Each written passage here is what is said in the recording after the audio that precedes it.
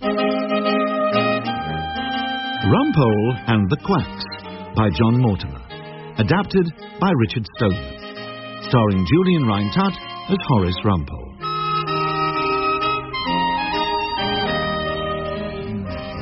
Good morning. Hilda, please. Close the curtain. Up you get, Rumpole. Nicholas has gone to school and you didn't even say goodbye. Is something wrong? I'm dying, Egypt. Dying.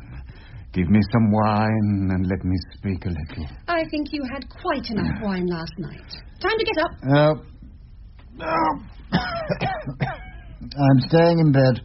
And if Henry telephones, tell him that Rumpole's life is ebbing slowly away. I'd better call the doctor. Call nobody. My head felt as though I just received a short back and side from the mad axeman of Luton, and a number of small black fish seemed to be swimming before my eyes.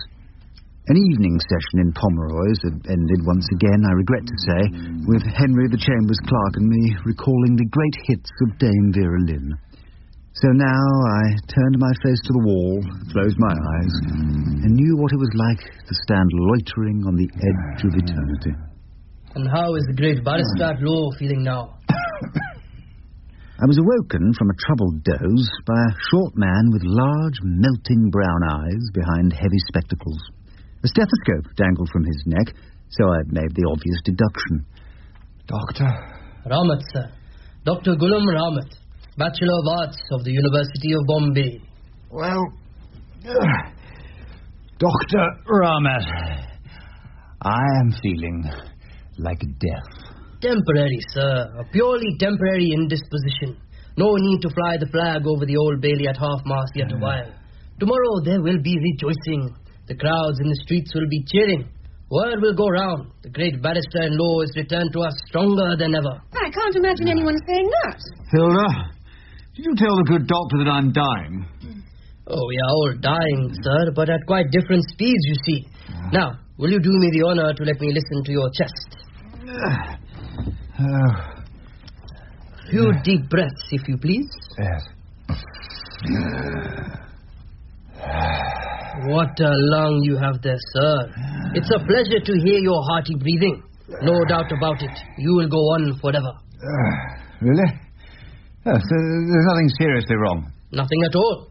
I diagnose a severe attack of the collywobbles brought on by food poisoning, perhaps. Food poisoning? For which I prescribe a strong black coffee, quiet day in bed, and even more than the usual kindness and consideration from your lady wife. No, more than the usual. Well, that shouldn't be too hard, should it, Hilda? Let me show you out, Doctor. Oh, yes. Thank you. Thank you. Goodbye, sir. Yes, goodbye, Dr. Ramat. Thank you so much for coming. I imagine you want Rumpole to stop drinking for a few days, possibly weeks. Oh, no. I would never prescribe any kind of prohibition like that. Good man. What a charming, sensible quack. Or so I thought. But events were soon to occur which placed considerable doubt on the charm and sense of Dr. Ghulam Ramat. Mr. Harvey. Yes? Dr. Hill will see you now. Room 5. Thank you. Excuse me. No, I hate to make a fuss, but I was here before that gentleman. I know, Mrs. Flynn, but you're going to see Dr. Ramat. Mr. Harvey's with Dr. Cogger. Oh, I see. Now, will I have to wait much longer? Oh, I don't think so. Dr. Ramat's usually very quick.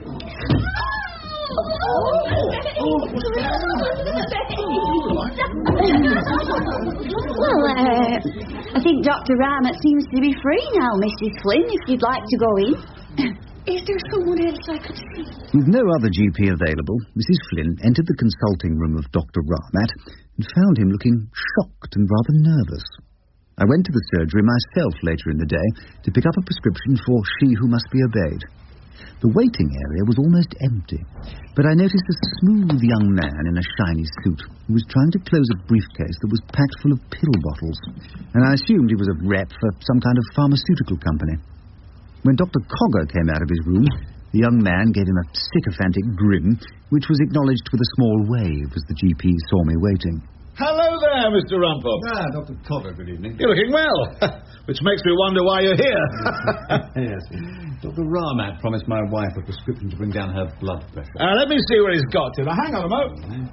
Cogger was the hearty type of quack who once played rugby football for Barts and regarded a head cold as the mark of a wimp. Sorry, Mr. Rumpole. I fear Dr. Ramat's gone home. There was something of a fuss earlier today. Oh, really? What kind of fuss? I'm not really sure what happened. I'll try to find out in due course. Now, can I prescribe something for your wife's blood pressure? I'd recommend a new drug I found called Repremitol. It became clear what had happened that afternoon when Miss Marietta Liptrot sent in a complaint about Dr. Ramat to the General Medical Council. But I would only hear of the details a little later. In fact, I had a conference in a type of litigation that was new to me. Until then, I had never appeared before the General Medical Council. But Dr. Ramat had telephoned me and told me he was in trouble. He was now waiting for me in my consulting room.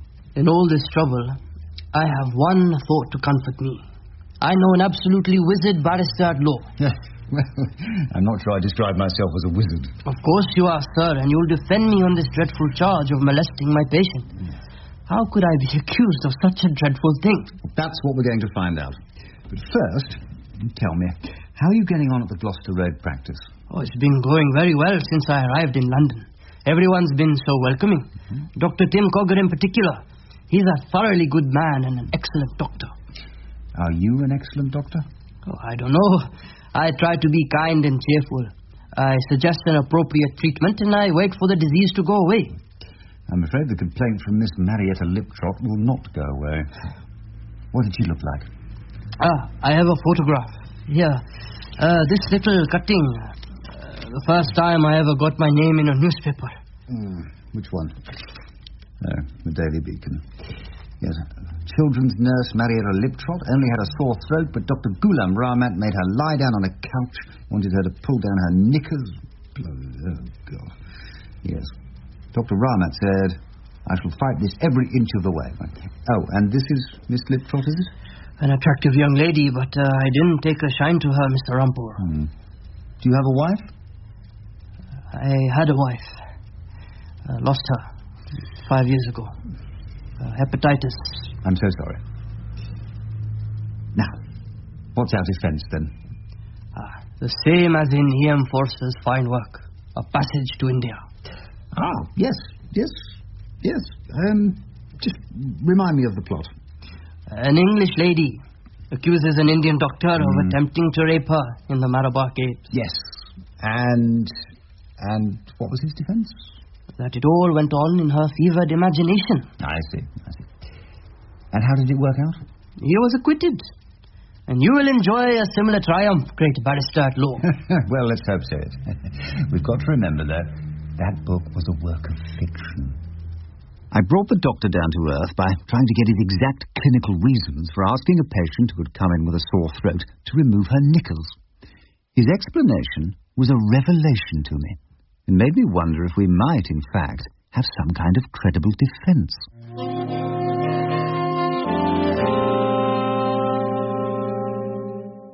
After the good doctor had departed, I wandered out into the passage with my mind set on a little refreshment at Pomeroy's.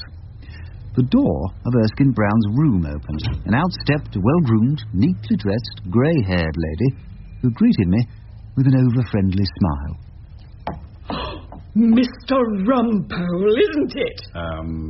Possibly. I've been so longing to meet you. I'm Heather Whittaker, Mr. Erskine Brown's new pupil. Yeah. I'm absolutely dying to hear you on your feet. Really? Then why not pop along to the General Medical Council? I've got a doctor in trouble. Oh, I'd love that. Now, what's your doctor been up to? Do tell me all the gory details.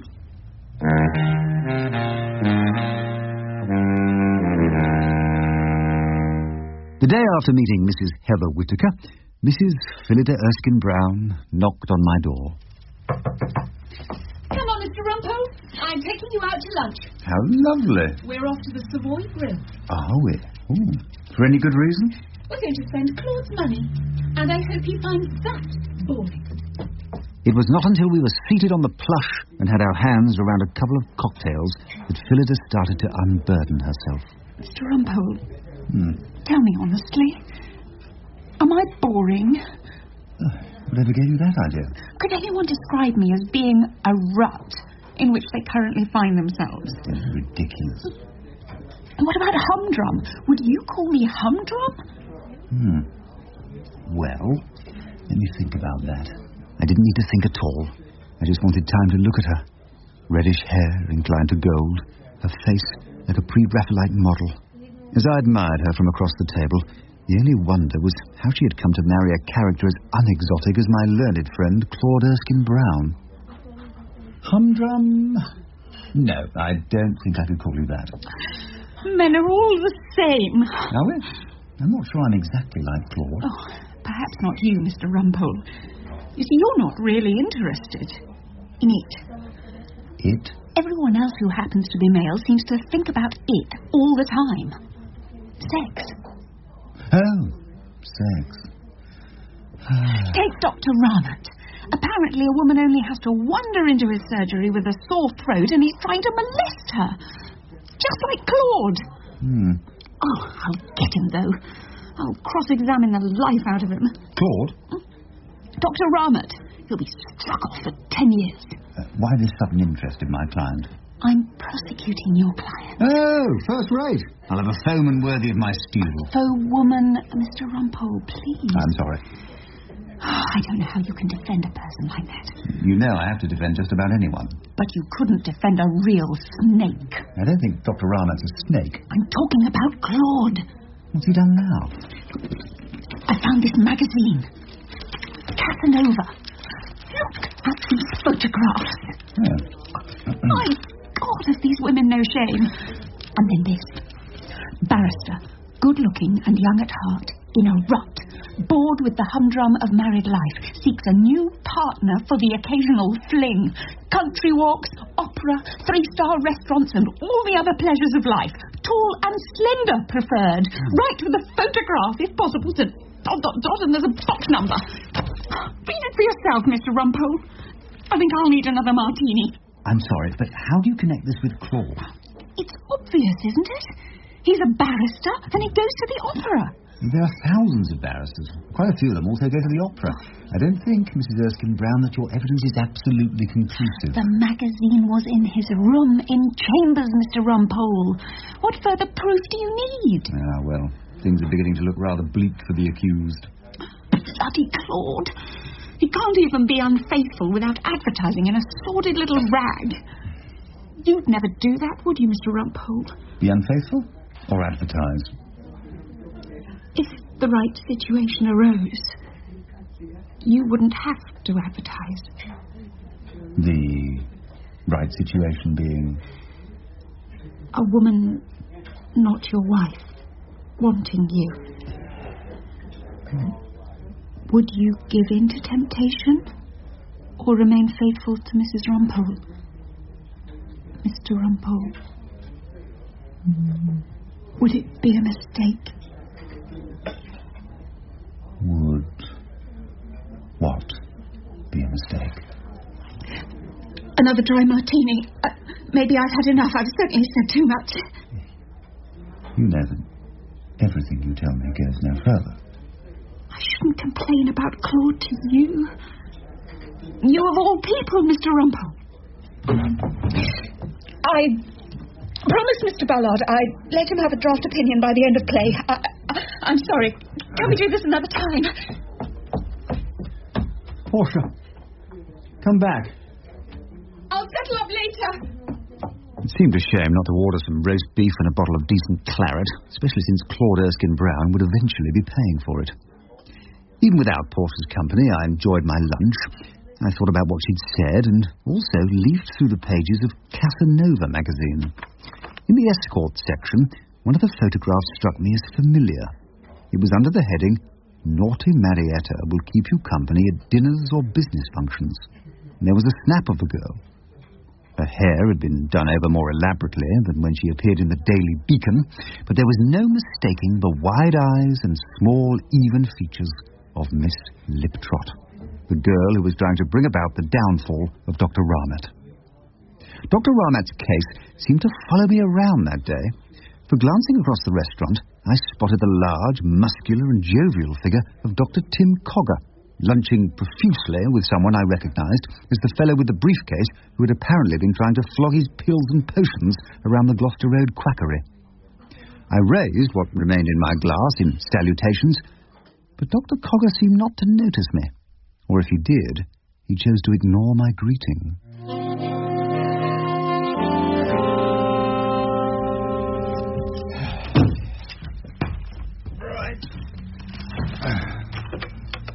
When I got to my room in Chambers, I opened Casanova at the relevant page, found the telephone number I wanted, and dialed it. Almost simultaneously, I heard someone pick up at the other end, and someone else enter my room.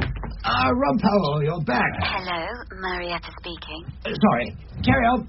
Is that the naughty Marietta escort service? What? Yes, sir. And am I speaking to Marietta Liptrot herself? Are you from the newspapers? Oh, no, I promise you. No. I'm just someone looking for an escort. I heard from a friend that you're a very companionable young lady.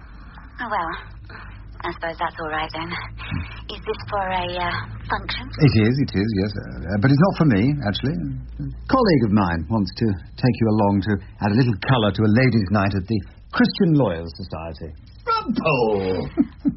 I'll have to call you back with the details. Yes, bye-bye, Miss Liptrot.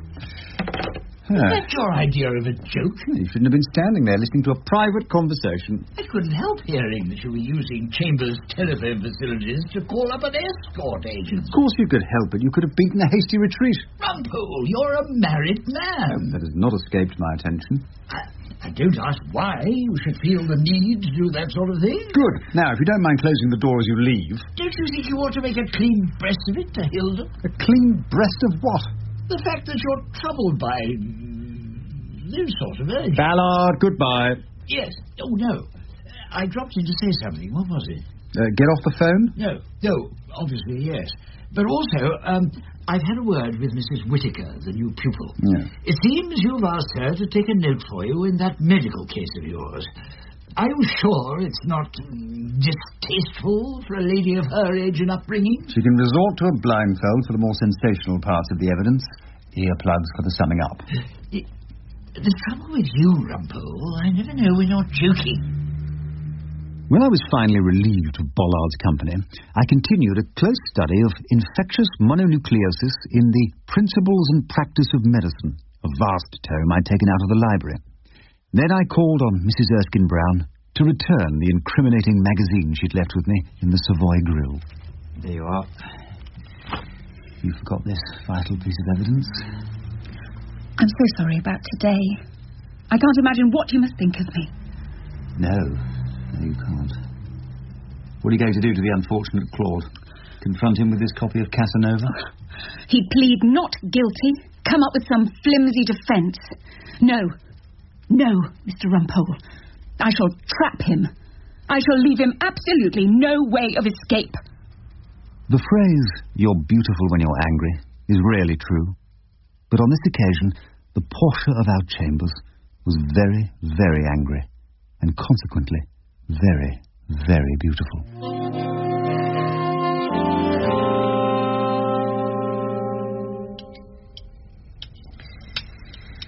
How's your chop, Rumpole?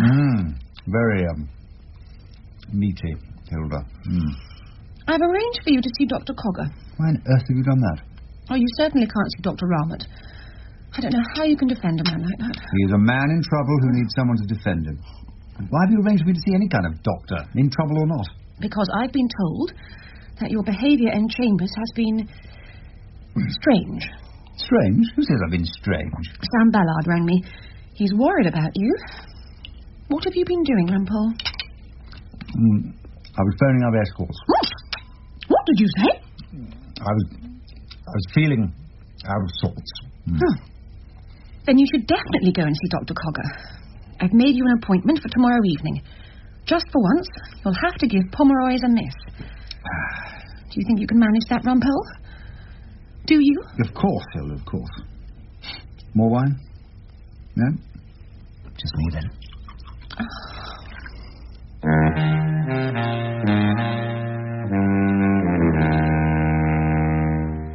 Mrs. Darby, Dr. Hill will see you now, room 5. Thank you. Oh, pardon me, miss. Oh, Dr. Cogg is still busy, Mr. Rumpole. He won't be long. No, that's fine. It's just this magazine I found over there, hidden under a copy of Punch. Oh, what is it? Oh, Casanova. No, that shouldn't be in the waiting area. It might upset the patient. The surgery hasn't taken out a subscription, then? Certainly not. As a matter of fact, the cleaning lady found it in one of the doctor's rooms, and I told her to throw it away. The advertisements are rather interesting, there. You could find yourself a friend. I wouldn't want a friend like you find in there. Sorry to keep you waiting, Mr. Rumpole. Do come through. Dr. Cogger, good evening. What seems to be the trouble? Well, failing eyesight, perhaps. I thought I saw you having lunch at the Savoy Grill, but I must have been mistaken because you didn't seem to recognise me when I raised my glass. Well, the Savoy Grill? That's a bit out of my class, I'm afraid. Do take a seat. So it wasn't you, then? I hardly think so. Now, it seems your wife made this appointment. Now, what does she imagine is wrong with you? Well, someone told her I was behaving rather strangely in my chambers. Let me write this down. Behaving strangely. Now, what exactly were you doing? I was ringing up an escort agency. You mean young girls, taking them out to dinner, that sort of thing? That sort of thing, yes. My dear Mr. Rumpole, I shouldn't let that worry you in the least. Now, a lot of men, perfectly decent chaps in my experience, feel the need for fresh company. It doesn't mean they're sick in any way. It's perfectly natural. Is that what you think? Yes, it is. Yeah, I thought it might be. Did you? Well, I saw that magazine, Casanova, in your waiting room. Oh, that. Well, I can't think how it got there. Full of advertisements for escorts, companions, people for nights out on the town. Is it? I didn't look. Oh, your receptionist said it was found in one of the doctor's rooms. Well, Mr. Rumpole, my partners are big boys now. I really can't be expected to nanny them. Perhaps I should have tried, though, when I think of the trouble poor old Ramat got himself into. But I digress. What would you say your problem is, medically? Medically? Mm-hmm. I can't sleep. I seem to wake up around 1 o'clock in the morning and worry about poor old Ramat, as you rightly call him. My dear Mr. Rumpole, why should you worry? I suppose because I'm defending him. You are? I hadn't realised that. Well, perhaps we shouldn't have been talking about the case. I've been asked to give evidence. For the doctor? For the General Medical Council. I just told them what I knew. I certainly don't want to make things any more difficult for Ramat. Look, I'll write you a prescription for some sleeping pills. I found some new ones called Zopidone, which are really excellent.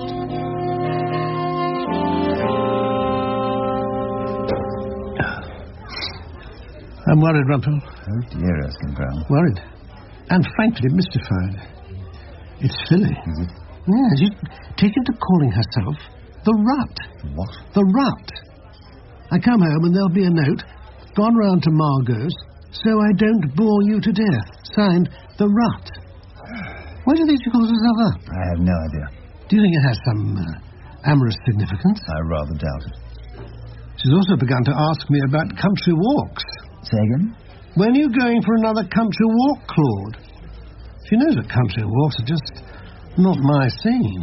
No, they're not groovy at all. They tie you out and get your shoes dirty. Whatever gave the idea I want to go tramping around the countryside? You're quite sure you didn't give her the idea? Absolutely not. Oh, I'm worried about Philly. Do you think she ought to see a doctor? I think she'd better see a dozen doctors. The General Medical Council. She and I are against each other. I feel much the same way, Rumpole. I left Erskine Brown sipping his glass of Chateau Thames Embankment in Pomeroy's and took a bus home to the Gloucester Road. As I disembarked the number 49 and made my way towards the mansion flat, I saw Dr. Ramat hurrying along the street in front of me. Dr. Ramat! Hello! I called his name, and he turned like a startled hare, but he managed a smile of greeting. The barrister at law. Looking extremely fit, if I may say so. I wanted to see you and ask some more questions. I did leave a message at the surgery. Alas, I am seldom there now. The patients don't seem too keen on seeing me. But shall we walk along together if you're going in the same direction? All right. First question, about Dr. Cogger. Did you and he have a quarrel about anything? If I'm going to defend you, you'd better trust me. We had a few words once about the drugs. What drugs?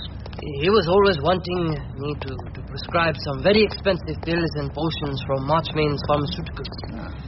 I told him that my patients would be just as well off with a few kind words and a couple of aspirins. How did he react to that? Badly. He got into the most terrible bait. He went so far as to say that he didn't want partners who were so big ignorant on the subject of new drugs. I'm sure it was said in the heat of the moment, and he didn't mean it exactly. I have reached my destination. The Star of Hyderabad. I had a very good curry here just the other day. I'm sure I could manage a small plate of something spicy. Alas, I have an appointment here of a private nature. Yeah. Good night, Mr. Rumpole. Oh, yes. Good night, Dr. Ramat.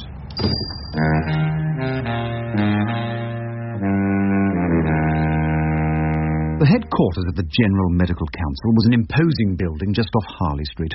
In a large, square chamber sat 12 judges, mainly doctors, with Sir Hector McAuliffe presiding. He was a lean and elderly Scot, a distinguished sawbones, who looked as though he'd have found Calvin himself a bit of a libertine. I sat at a small table with Dr. Ramat, and at a table opposite were Portia and the prosecution team. Yes, Mrs. Erskine-Brown? Thank you, Sir Hector.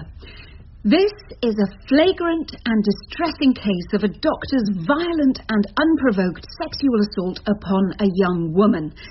You will hear from his victim that she called into the doctor's surgery with a sore throat and was told to lie on his couch, and when her knickers were removed, Dr. Ramat thrust his hand between her legs, tried to kiss her, and suggested that there was time for a quick one. Meaning sexual intercourse?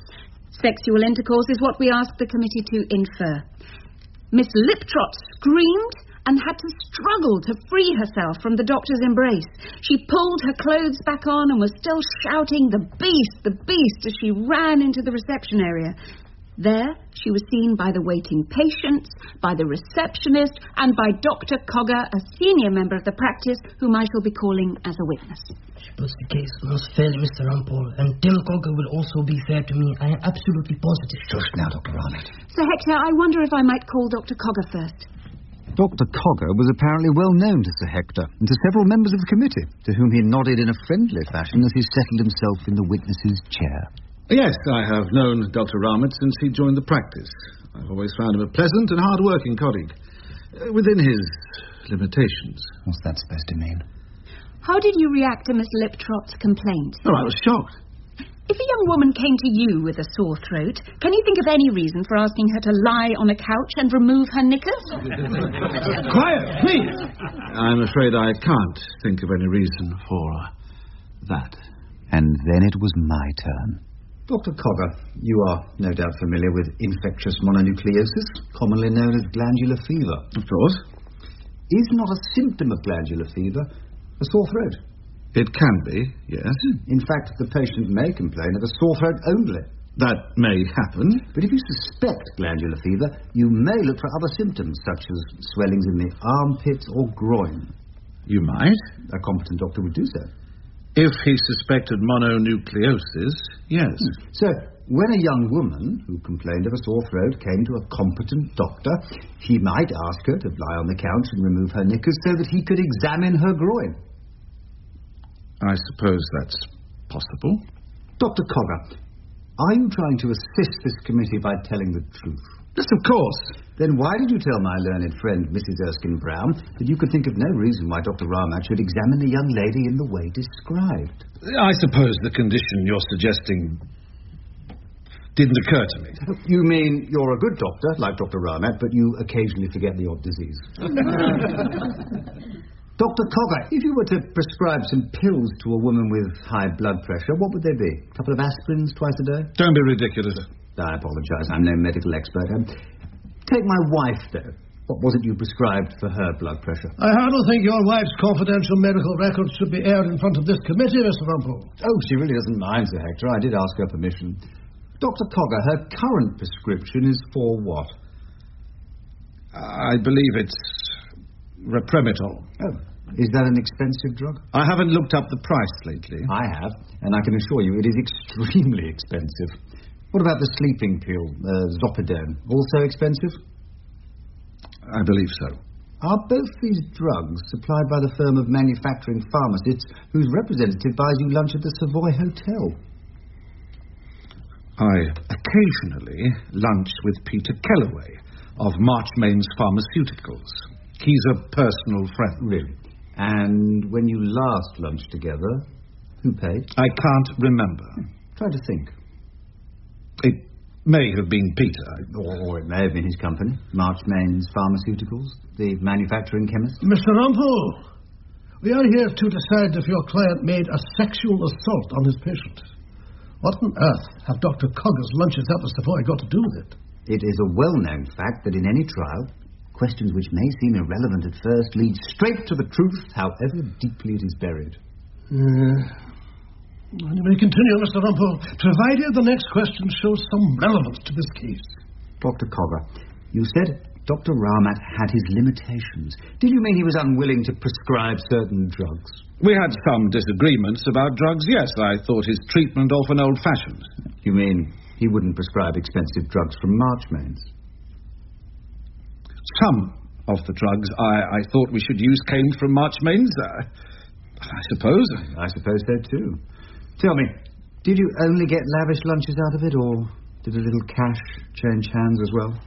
Dr. Cogger, would you care to answer the question? Perhaps the witness should be warned that he needn't answer any questions which might incriminate him. Yes, indeed, Mrs. Oskin-Brown. Dr. Cogger, please consider yourself duly warned. Thank you, Sir Hector. In which case, I think I'd prefer not to answer Mr. Rumpole's question. Dr. Cogger, was it not because Dr. Ramat refused to take part in your prescription racket that you wanted to get him out of the practice? It's very hard to get rid of a partner. Very hard, unless you can get him found guilty of professional misconduct. Just look at this. Could you hand it to the witness, please? You'll see it is a copy of Casanova magazine. There's a page mark with a bit of sticky tape. You see? There's an advertisement on that page. It's headed Naughty Marietta. What on earth has this got to do with the case we're trying? If you listen, you will soon discover the answer, sir. Dr. Cogger, do you agree the advertisement is for an escort service? It would seem to be. And do you see a photograph of the young lady who calls herself Naughty Marietta? Yes, I do. Is that Miss Marietta Liptrot the complainant in this case? It looks like Miss Liptrot. It is Miss Liptrot, the children's nurse who goes out to dinner for money. It's rather like you, Dr. Cogger. Just what are you suggesting? I am suggesting that you paid this girl to stage the scene in Dr. Ramat's consulting room. The scream, the rushing out into the waiting room, the complaint, it was all an act, a put-up job, so that you could get Dr. Ramat out of your practice, because he wouldn't cooperate. Did you suggest she should complain of a sore throat, or was it just a bit of luck that Dr. Ramat suspected glandular fever? That's absolutely ridiculous. Oh. I didn't know the existence of Miss Liptrot until after the incident took place. Did you not? Well, this incident, we've heard, took place on March the 13th of this year. Now, will you look at the cover of that copy of the Casanova magazine? What is the date there? January of this year. Yes, and you know where this magazine was found, don't you? We can ask the receptionist if you don't wish to answer. I know. Then will you tell the tribunal? Apparently, it was found in the waiting room. Of your surgery? Yes.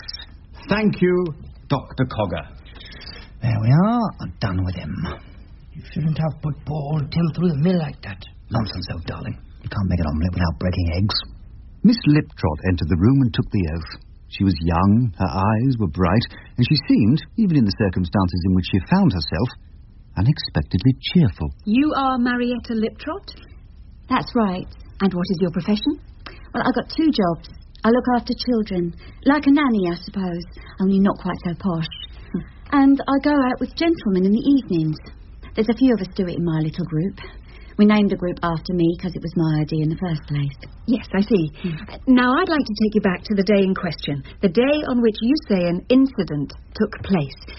Do you remember what happened when you went to see Dr. Ramat? Well, he asked me to lie on the couch. And what happened then? He said he wanted to see if I had any swellings, and he asked me if I'd mind if he did a quick examination. Did he remove your underwear? No. I pulled down my knickers. He didn't touch my clothes at all. And then? I'm not quite sure. I think he went to the basin in the corner of the room to wash his hands. And what did you do? Well, I suddenly realised what I was wearing, or not wearing, and I ran out of the room screaming. Why did you run and scream? I don't know, really. I just lost control of myself. Had Dr. Ramat tried to kiss you? I'm sure he never did. And yet apparently you ran out of his room shouting, "The beast, the beast." Do you remember that? I wasn't talking about Dr. Ramat. Miss Liptrot, you made a statement to the General Medical Council to the effect that Dr. Ramat made improper advances to you. Well, I've made such a fuss in the surgery. I felt I had to give some reason for it, otherwise you'd have thought me very silly, wouldn't you? But I always meant to tell the truth when I got here. And what is the truth, Miss Liptrot? The truth? The truth is that Dr. Ramat behaved like a perfect gentleman. And a very good doctor.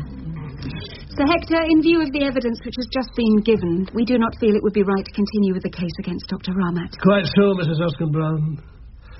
Mr. Rumpole, during the course of your cross-examination, you made certain allegations against Dr. Cogger. As I understand it, you suggested he joined with this young lady in a conspiracy to flame Dr. Ramat. In view of the evidence we've just heard, may we take it that all such allegations are now withdrawn? Unreservedly withdrawn, sir. Dr. Tim Cogger is a fine man. He leaves this court without a stain on his character. My barrister at law will confirm this without a moment's delay. Well, yes. Do you agree, Mr. Rumpole? I suppose I do. Yes. Not a stain on the doctor's character.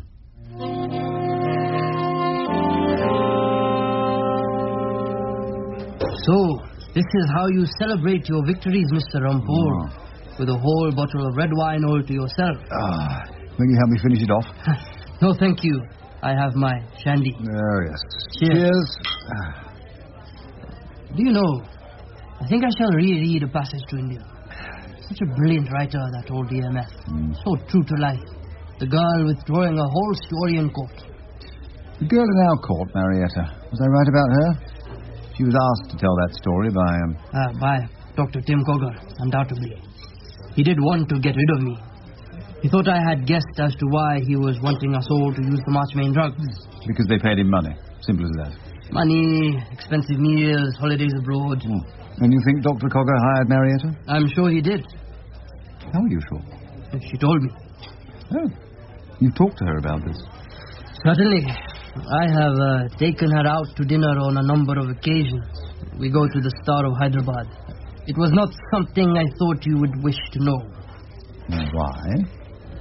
I knew I had the most brilliant barrister at law. I knew you would win my case, but I didn't want to win by rubbishing poor old Tim Cogger. I want to keep my partnership, you know. I want to get on well with the other chaps in the surgery, Dr. Tim included. So it seemed the best way out was to persuade Miss Liptrot to tell the truth, which is that nothing happened. It seemed to me such an easy way to win the case, but far too unsubtle, of course, for a brilliant barrister at law like yourself. But at least I managed, sir, to make an omelette without the breaking of a single egg. I do hope in future my clients won't all get themselves off without any help from me. Just tell me, how much did you give the young lady to persuade her to tell the truth? I gave her, as you might say, all my worldly goods. What on earth are you talking about? Miss Marietta Liptrot is as charming and honest as she is beautiful. She has done me the honor of agreeing to be my wife. Really? Oh, yes, sir. And you and your good lady are cordially invited to the wedding. The reception will be at the Star of Hyderabad in the Gloucester Road. All the surgery will come, and I hope that you will propose a toast to the happy couple. Well, given the circumstances, I don't see how I can refuse.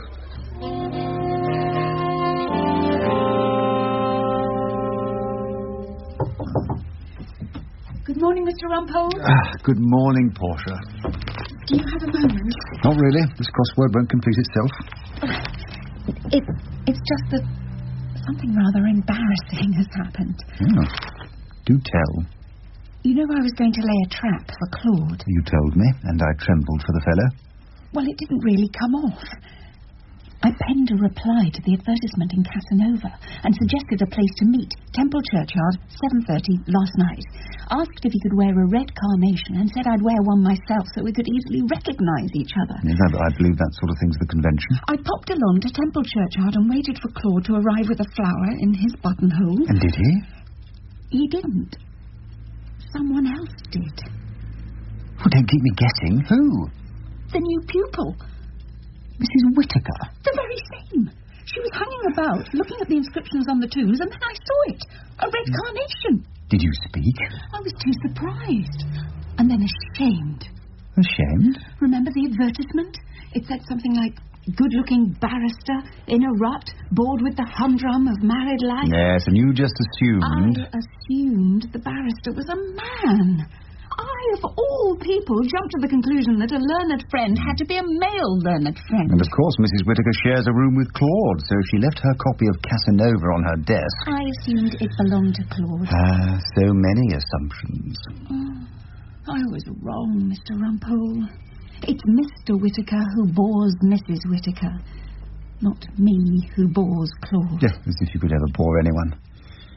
You know, perhaps we should take out a subscription to Casanova. I don't think it's the sort of magazine we should really have in Chambers. I also learned a lot from A Passage to India. Dr. Ramat reminded me what a very good book it is. I read it at school, memorised great chunks. Says a lot about friendship, don't you think? Yes. Wasn't it Mrs. Moore who confesses near the end, I don't think I understand people very well. I only know whether I like or dislike them. That's how I feel. So you don't understand me? No. But you don't dislike me, I hope. You know I don't. Should we have another lunch? Or a dinner. Tonight, perhaps? Ah, Billy, there you are. I have good news. Yes? I managed to get tickets for Mahler's 7th Symphony at the Festival Hall. Leonard Bernstein's conducting the London Symphony Orchestra. Oh, how lovely. When? Tonight. Tonight? I have plans. I was trying to be spontaneous. I wish you'd asked me first. It sounds like a marvellous concert. I think you should go. Do you? Philip, come with me now, will you? Mrs. Whittaker hasn't turned up yet, and I need someone to help with a rather interesting case. The Croydon Council planning application. Just coming. Sorry, Mr. Rumpole. We'll find another evening. We shall. You'll have a jolly time tonight with Mrs. Rumpole, I expect. Oh, yes. Very jolly.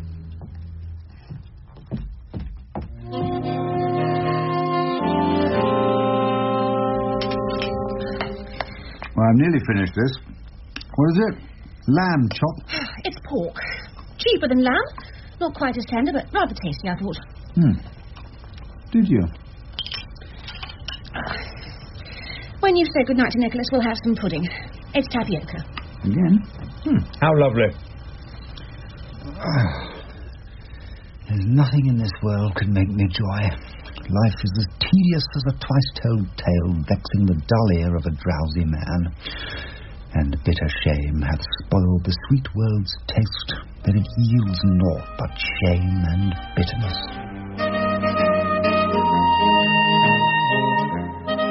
In Rumpole and the Quacks by John Mortimer, Horace Rumpole was played by Julian Rhind-Tutt, Hilda was Jasmine Hyde, Dr. Ramat, Divian Ladois, and Marietta was Tracy Wiles.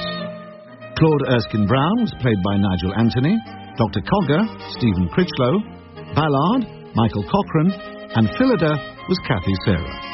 Other parts were played by members of the company. Rumpole and the Quacks was adapted by Richard Stoneman, directed by Marilyn Imrie, and is a Catherine Bailey production for BBC Radio.